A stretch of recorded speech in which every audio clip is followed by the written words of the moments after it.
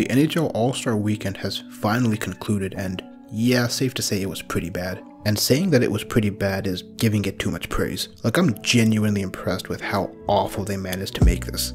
Now, the All-Star game itself was fine. It was basically what I expected it to be, but the skills competition was just absolutely horrendous. Actually, before we talk about the skills competition, I can't let this slide. Are we really doing offside reviews for an all-star game? Seriously? Anyways, the skills competition is what I mainly want to talk about, because that was an absolute mess. First of all, there was no enthusiasm from any of the announcers, which, yeah, that's rich coming from the guy with the monotone voice. But if you're trying to market the best the NHL has to offer, show some excitement.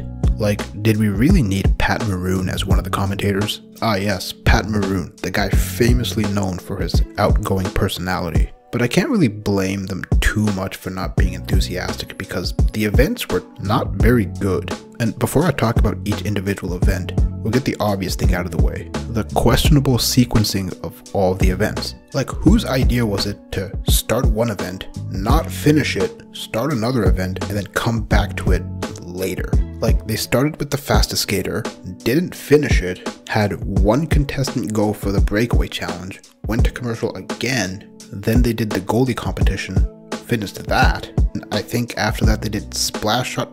It doesn't matter. The point is, it was just completely disjointed. Like, how difficult is it to finish one event before starting the next one? Like, imagine if at NBA All-Star Weekend, they start the slam dunk contest, but after the first contestant goes, they cut to commercial break and come back with a 3-point contest. The only reason they did it this way was that it allowed them to fit in more commercial breaks, and it just absolutely ruined the viewing experience for anyone watching. And on top of that, a lot of the events I thought were run pretty poorly. First was the fastest skater event, which is pretty self-explanatory, but they added a really unnecessary finals round between the top 2 finishers, which obviously allowed them to run more commercial breaks to come back to it later. They could have just added 2 more contestants in the event and just had the one round. The breakaway challenge was just absolutely awful. There was way too much focus on the bits rather than showing actual skill on a breakaway. Like, remember last year Trevor Zegras did the whole blindfolded dodgeball thing?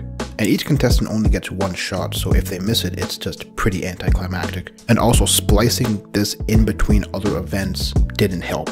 The Ovechkin-Crosby thing with Ovechkin's son, that was a cool moment, but other than that, the breakaway challenge was just awful. The Tendy tandem was pretty confusing, but once the rules started to make more sense, I found it pretty entertaining, partly because they didn't interrupt the event for other things and played it out from start to finish. But it was pretty fun seeing goalies try to score. The hardest shot was pretty normal. Again, simple concept, hard to really screw up, and they didn't. Same goes for accuracy shooting. Head-to-head competition with the Final Four was pretty fun, but again, they could have just completed the event from start to finish instead of going to commercial break and coming back with something else. Splash shot was pretty fun. I still had a couple issues with it. First one being the obvious one. They should have done it from start to finish before cutting to a new event. And also, I feel like it would have been better if they did it as a race. Like, instead of having one contestant go and then have the second guy try to beat his time, and if he doesn't, just have him stop. Have both people go at the same time, and whoever dunks their opponent first wins. That would have made it go by much faster, and it would have been a lot more fun to watch, but it was still a pretty fun event.